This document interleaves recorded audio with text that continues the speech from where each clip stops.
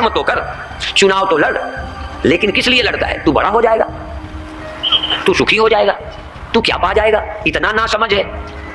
कोई चुनाव जीत जाता है तो बुढ़ापा नहीं आता, दुख नहीं आते, क्रोध नहीं आता, काम नहीं आता, मान अपमान नहीं सताता। आखिर पद क्या दे देता है? यही बता दो मुझे, कौन सी विशेषता पद में है? सिर्फ एक मूर्खता, जिसके लिए हम लगे रहते हैं। इसलिए मूर्ख के अलावा फलाशक्त कोई होता नहीं है।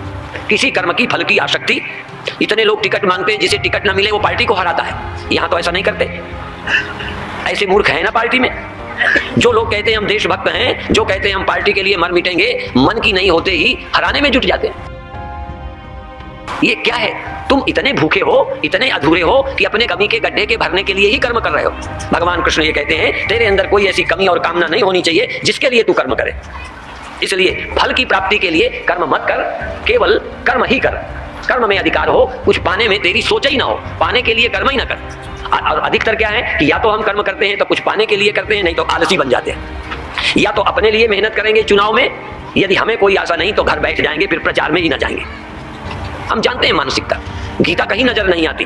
गीता हमारे प्राणों में नहीं है, गीता हमारे खून में नहीं है, गीता हमारे जीवन में नहीं है। पर भगवान कृष्ण कहते हैं मैं गीता के बल से, गीता के ज्ञान के बल से मैं सारी धरती का पालन करता हूँ। ये सारे विश्व का पालन करते हुए मैं निश्चिंत हूँ, इसलिए कि मेरे अंदर गीता है।